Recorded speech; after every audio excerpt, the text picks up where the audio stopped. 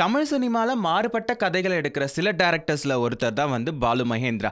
அந்த வகையில அவருடைய சிஷ்யர்களும் வந்து மாறுபட்ட திரைப்படங்களை தான் எடுத்துட்டு இருக்காங்க. அவருடைய சிஷ்யர்கள்ல ஒருத்தரான பாலா அவர்களும் வந்து மாறுபட்ட திரைப்படங்களை தான் எடுத்துட்டு இருக்காரு. அவருடைய ஸ்டோரிஸ் பார்த்தீங்கன்னு வச்சுக்கோங்களேன், என்டையர்லி டிஃப்ரெண்டா இருக்கும். இப்படியெல்லாம் கூட ஒரு மனுஷன் யோசிக்க முடியுமா, இந்த கதையெல்லாம் கூட எடுத்துட்டு வந்து திரைப்படமா எடுக்க முடியுமான்னு நிறைய பேர் யோசிச்சுட்டு இருக்கும்போது அந்த மாதிரி கதைகளை தேர்ந்தெடுத்து அதை வந்து படமா நம்ம எல்லாருக்குமே காட்டியிருக்காரு நம்ம பாலா அவர்கள். பாலா அவர்களுடைய டைரக்ஷன்ல ரீசெண்டா வெளிவந்த திரைப்படம் தாரை தப்பட்டை.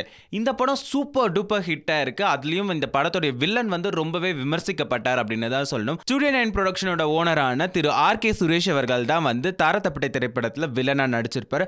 ரொம்பவே அழகா நடிச்சிருந்த நம்ம சுரேஷ் அவர்களுக்கு நிறைய பட வாய்ப்புகள் குமிய ஆரம்பிச்சது. தாரை தப்பட்டையை தொடர்ந்து நம்ம சுரேஷ் அவர்கள் வந்து மருது, தர்மதுரைன்ற திரைப்படத்திலையும் நடிச்சிட்டு இருந்தாரு. அதுக்கப்புறமாவும் அவர் வந்து தனிமுகம், பில்லா பாண்டி, அதுக்கப்புறம் காக்கான்ற திரைப்படங்களையும் நடிச்சிட்டு இருக்காரு. சமீபத்தில் வந்து சுரேஷை பத்தி ஒரு பேச்சு அடிபட்டது. என்ன அப்படின்னு கேட்டீங்கன்னா, சுரேஷ் அவர்கள் திரும்ப டைரக்டர் பாலாவுடைய திரைப்படத்தில் வந்து நடிக்க போறாரா.